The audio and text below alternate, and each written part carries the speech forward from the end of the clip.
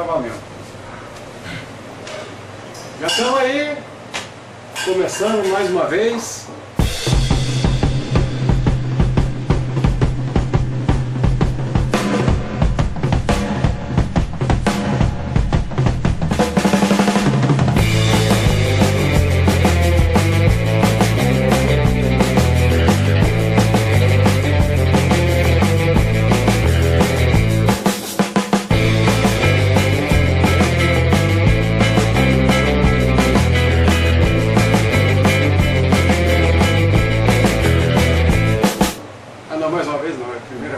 E a gente está aqui hoje para gravar um programinha falando sobre o que a gente gosta. A gente não tá nem aí para a opinião dos outros.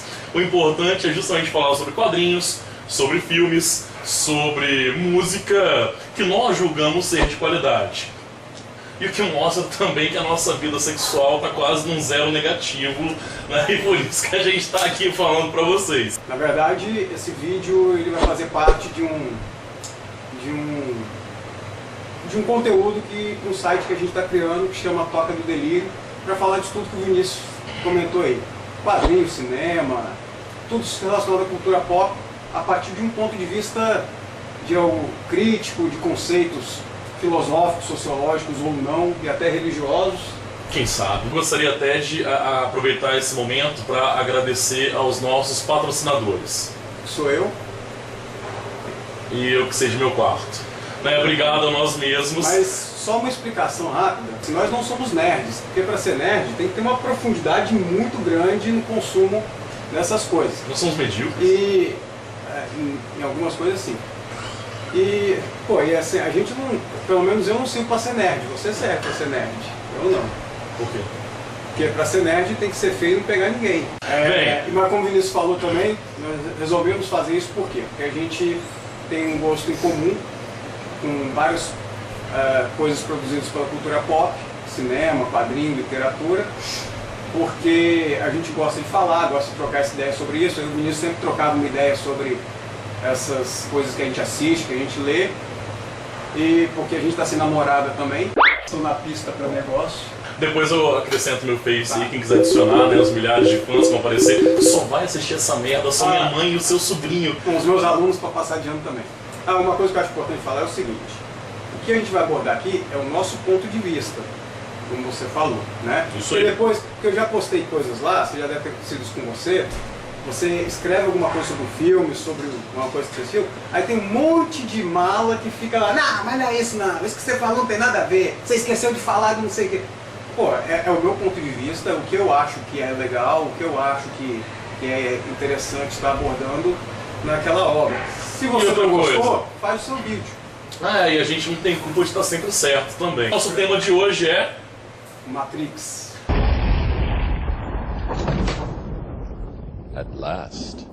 Matrix. O pessoal vai falar assim, pô, mas Matrix é fofoca velha, né? O filme já tem quase 15 anos, pelo menos o primeiro já tem quase 15 anos que saiu. Exato. Mas por que ele decidiu falar de Matrix?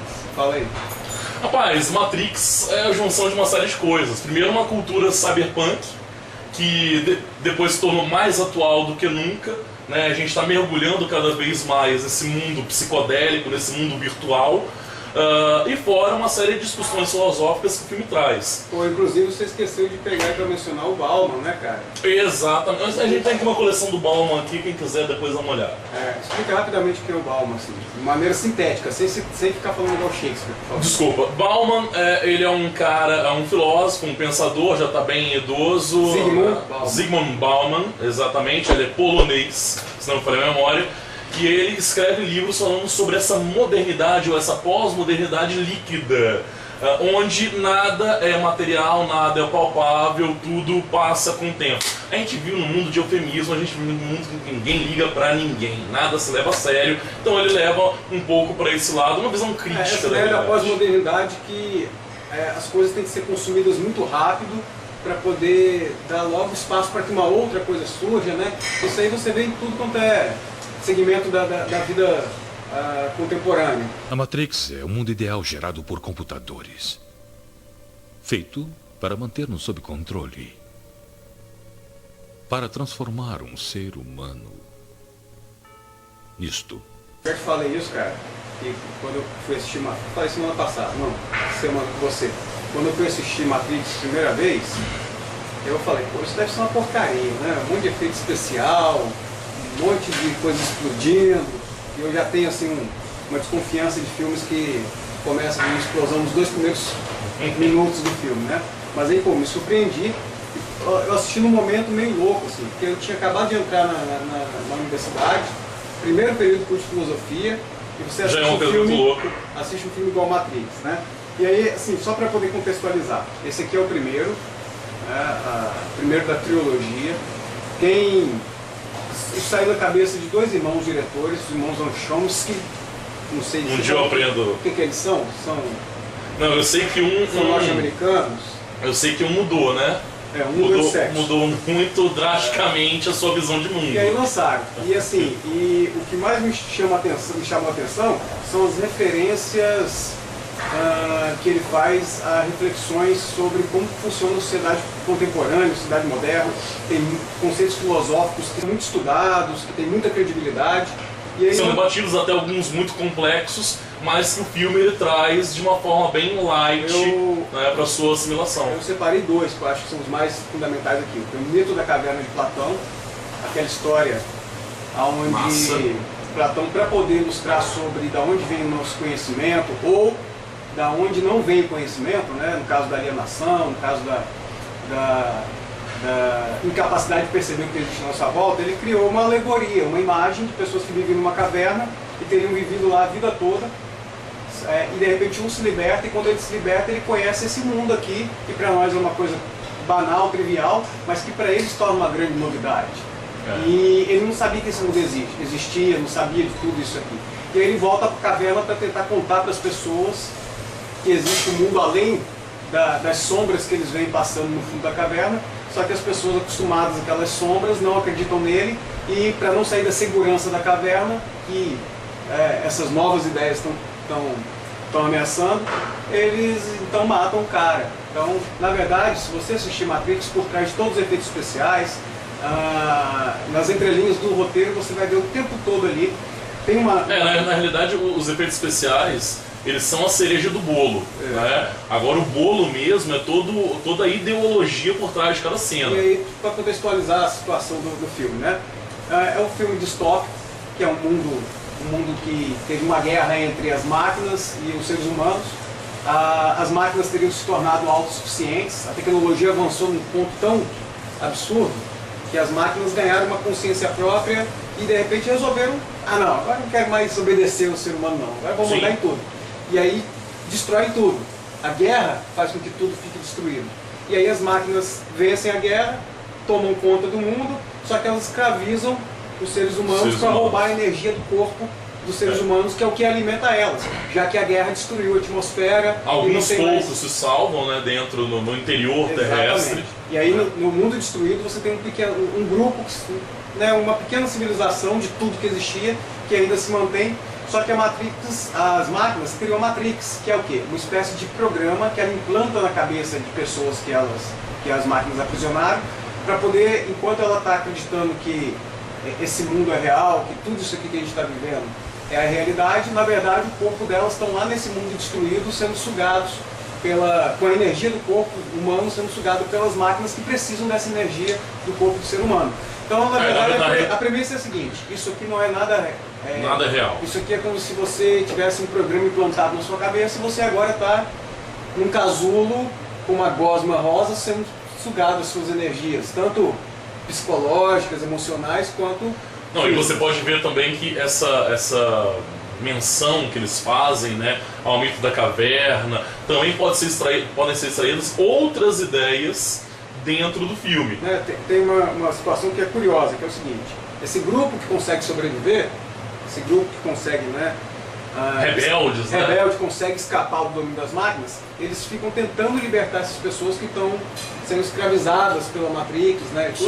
E quando eles libertam, ela sai desse casulo e ela tem que olhar o mundo que está todo destruído. Porque é extremamente dolorido. E tem uma cena nesse primeiro que eu acho que é extremamente representativa do mito da caverna. Não sei se você lembra, aquela hora que que eles tiram o Neo, que é o personagem principal, o personagem de Keanu Reeves, tira ele da Matrix, liberta ele, e aí ele balança a cabeça assim, acordando, e ele fala, meus olhos estão doendo. Aí o Morpheus, que é o líder da resistência que resgata ele, vira e fala, mas é claro, você nunca usou eles antes. Exatamente. É uma referência nítida ao mito da caverna, que é quando você não enxergava o mundo realmente como ele era. E um ponto interessante para destacar, né, é a brincadeira aí que você tem com a palavra Neo, que é o apelido que o personagem do Keanu Reeves ele utiliza, um nick, né, enquanto hacker, que ele trabalha no dia a dia ali dentro de uma empresa, dentro da Matrix, né, enquanto ele ainda é um ser humano controlado pela Matrix, e Neo é o nick dele enquanto hacker. E a brincadeira é porque faz uma ligação direta com a palavra one, né, pro meu inglês, para quem conhece inglês, tem um como eu, ela sabe que one, The book is on the table, table, table. The dog is on the table, table, table. The cat is on the table. E é também toda uma referência a um ser escolhido, a um ideal cristão. Ele é quem veio para nos salvar, ele é quem veio para modificar a nossa realidade, para nos tirar da escuridão, que é a Matrix. Eu assisti o último, o Revolutions, antes de ontem, pra gente trocar essa ideia, e no final, assim, a gente tinha que ter avisado que tem spoiler, né? Não tem como, desculpa. né? Mas no final, no terceiro, na hora que ele está naquele momento crucial lá com as máquinas, né? Ele morre, né? Ele morre de braço aberto, deitado no chão. Exatamente. Uma menção direta ao Cristo. Mas isso não é nem uma coisa surpreendente, porque o filme o tempo todo deixa claro essa referência cristã. Essa referência cristã. Essa crença de que existe alguém que vai salvar a humanidade. No primeiro ainda eles são traídos por um dos membros lá da Nabucodonosor, que é a nave onde eles transitam lá no mundo destruindo as máquinas, né? E esse grupo de resistência liderado pelo Morpheus, que liberta o Neo, ele é traído por um dos membros, que chama o Cypher. Sim, sim. E aí o Cypher lá, negociando lá com os agentes da Matrix, que são os agentes Smith, ele está dentro da Matrix negociando com eles, né? E aí ele está no restaurante comendo, e aí ele morde um pedaço de carne de frango lá e ele fala, eu sei que esse frango não existe, eu sei que o gosto que eu sinto são só impulsos elétricos que meu cérebro traduz como gosto de alguma coisa. Mas que se dane, que ignorância é felicidade. Exatamente. Alienação total.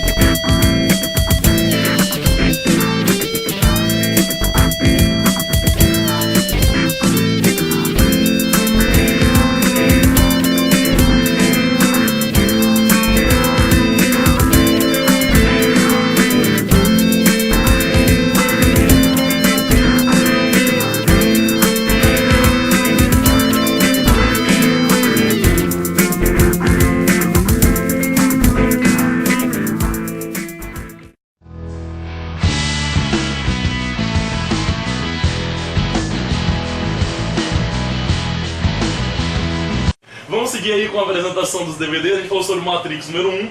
Sabe o que eu acho mais impressionante, cara, agora falando sobre esses filmes, é que normalmente quando você tem trilogia, uma das poucas que eu respeito é Matrix e De Volta pro Futuro. Porque nas outras trilogias você faz o número 1, beleza, faz o número 2, mais ou menos, o terceiro já tá uma merda, tá um lixo. Não, mas eu acho... O Matrix eu acho que teve uma linearidade. Não, mas eu acho que... Aí. Até é um lance que eu tava pensando nisso. Eu acho que o Matrix todo se resume no primeiro. Não nego. Eu acho que se você assistir o primeiro, claro que a trilogia toda ela fecha um universo que os irmãos Wachowski propõem. Mas eu acho que o primeiro você já mata o que eles querem dizer. Mata assim, né? Porque eu acho que eu devo ter assistido umas 30 vezes e cada vez que eu assisto esse aqui, eu encontro uma nova referência, encontro uma outra coisa que eu não havia percebido. O 2 e o 3... Mas você mata o que ele quer propor, você entende. O 2 e o 3 eles são mais do mesmo, mas sem perder a qualidade. Vamos falar do livro logo?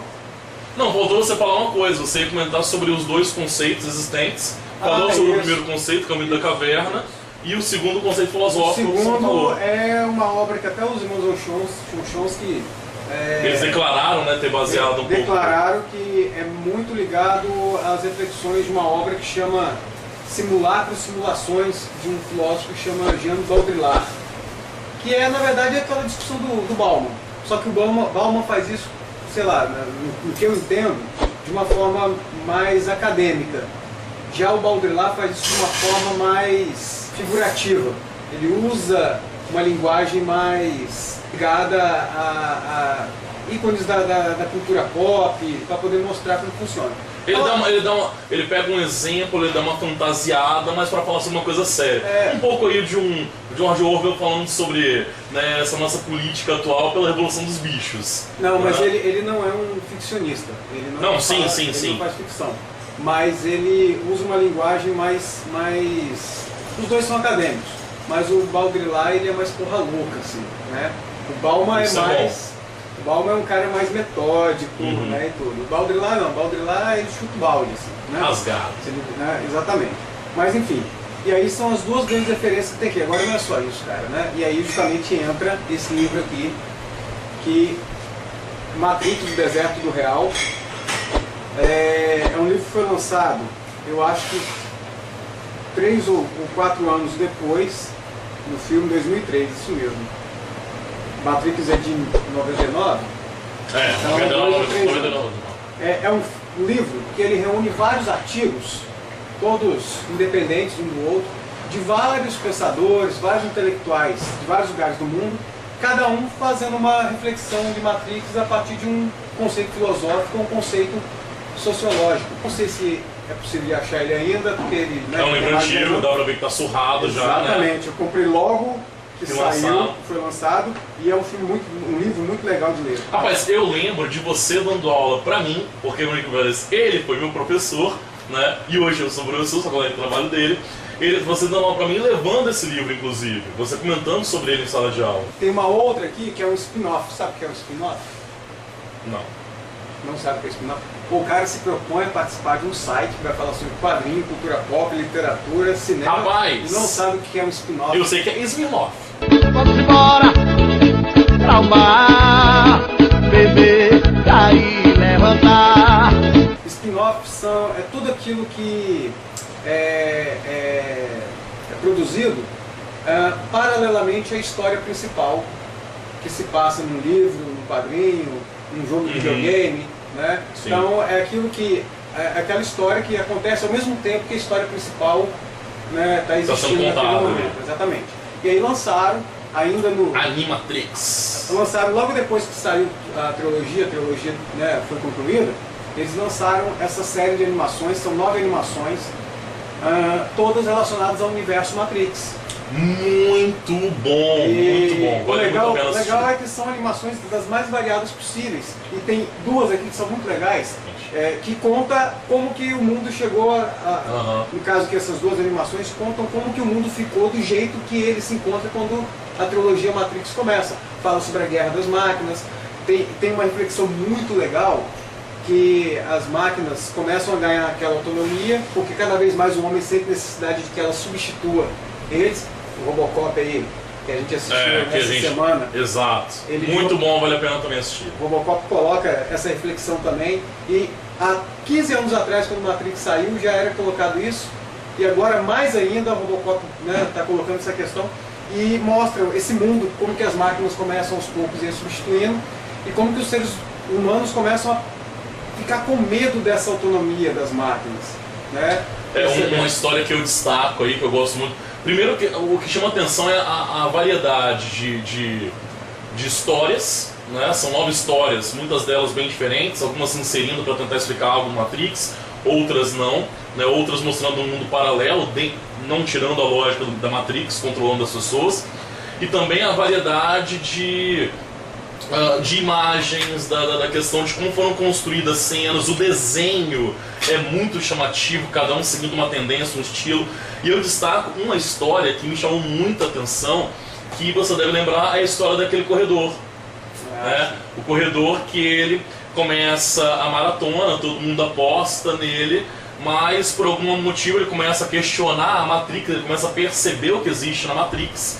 E, óbvio, né, os agentes Smith da vida, eles pegam e boicotam esse cara, ele rompe os ligamentos do joelho. E mesmo assim ele volta a correr, mas aí já com a sua própria mente, superando os obstáculos, superando com determinação, superando as adversidades, e mesmo com os joelhos, com os ligamentos rompidos, ele consegue vencer aquela maratona, aquela corrida, mostrando que a sua cabeça é maior do que a Matrix, quando você tem a consciência. É muito interessante esse mundo de você ver a alienação e você ver o conhecimento. Né? As pessoas, elas preferem ficar na alienação. O cara que foi lá, ele provou aquele pedaço de carne, esse sabor ele é maravilhoso, é muito bom continuar sendo enganado.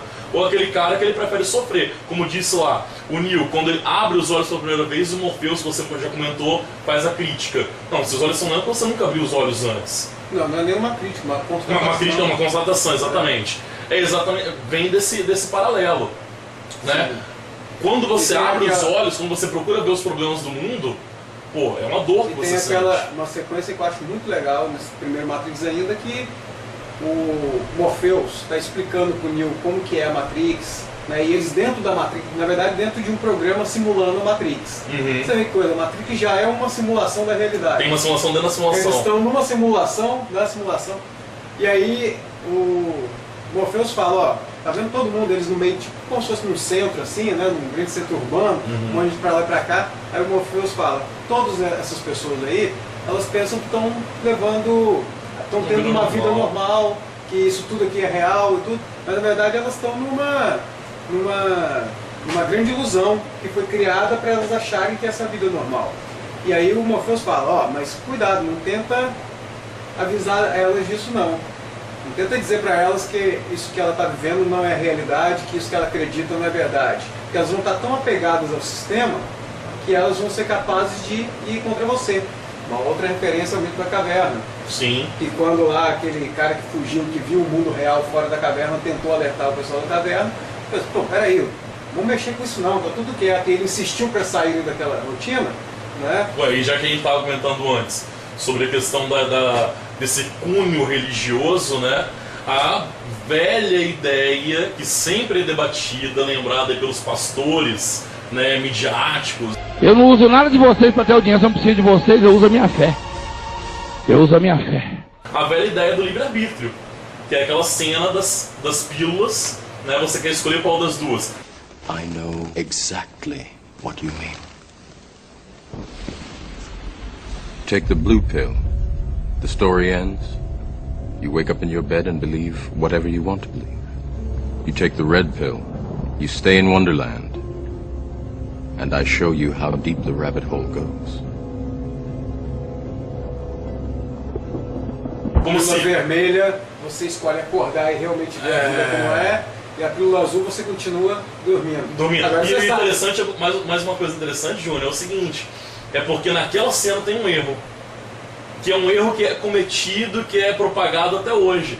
Que a ideia do livre-arbítrio cristão é você escolher fazer o bem por um lado ou escolher fazer o bem por outro. Nós é que nos acostumamos a trazer a ideia do livre-arbítrio para como? Eu escolho fazer o bem ou fazer o mal. Então, ou você escolhe fazer o bem, que seria seguir a gente, ou então você escolhe fazer o mal, que é voltar para a Matrix. Então, você vê que o cunho popular e alguns errinhos aí também acontece, como foi alvo de críticas por muitos filósofos, o Matrix. Mas você sabe que a cor vermelha da pílula não é à toa. Por quê? Não lembrava disso. O vermelho... Não, você não lembrava que a vermelha é o... Não, lembrava do vermelho, mas o que significa o vermelho não tô... Rapaz, assim, você tem várias possibilidades de reflexão, né? Uma delas é que o vermelho, a cor sempre esteve associada a algo mais passional, a algo que liberta a sua emoção. Sangue, né? Algo que te estimula. A cor da fruta proibida do paraíso, que revelou a verdade né, para Adão e Eva, era a maçã. Vermelho. E a maçã é associada à cor vermelha. Vermelho é a cor da papoula. Muitas drogas são produzidas a partir de plantas como a papoula, né, enfim. Então, o vermelho ali, ele está representando exatamente algo que traz à tona, né, uma outra percepção sobre a realidade, sobre Verdade. as coisas. Não é à toa isso. Verdade, eu não tinha parado pra pensar nisso não. Interessante essa analogia aí sobre o vermelho. E inclusive uma reflexão que ela deu outros produtos. Né? Nós temos livros que foram baseados, filmes que foram baseados, e temos também o quê? Temos livros que deram origem também. Né? É interessante a gente falar sobre a questão de onde, qual é a fonte deles. Então fala aí. Por exemplo, o 1984 do George Orwell. Eu tenho inclusive aqui. Você tem? Pô, nem sabia que você tinha. Isso aí, ó. Mas aquele dia que eu falei com você já tinha ele? Já, eu escondi de você. Ah, tá. Mas exatamente, fala aí então. Não, o Orwell, ele faz um paralelo.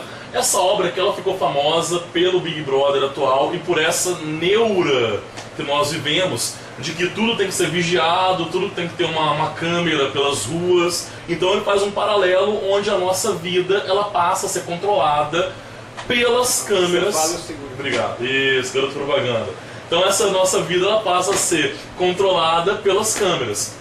Problema é que o grande irmão, daí vem o termo Big Brother, né? O grande irmão, ele acaba alienando as pessoas como a gente vê elas dentro dessa Matrix. Você tem uma onda que assim, tem uns que falam que o George Orwell estava criticando o comunismo. Outros já falam que ele estava criticando regimes totalitários como o nazismo. Outros já falam que serve para refletir hoje como que o capitalismo também manipula a informação, manipula, né, o conhecimento. Né? Você vê aí no Brasil atualmente as discussões com relação aos protestos e tudo, né? Com leis, a gente está aí, né, às portas da possibilidade de leis de um regime de exceção, um regime de total falta de liberdade para expressar as ideias, para poder garantir determinados interesses, como a Copa do Mundo, né, e tudo. E ela serve para você ter uma análise ampla de qualquer variável. Afinal de contas, onde tem poder, tem controle. Pô, essa coisa das câmeras, por exemplo, porque no universo aqui do 1984, a sociedade é vigiada por câmeras, né?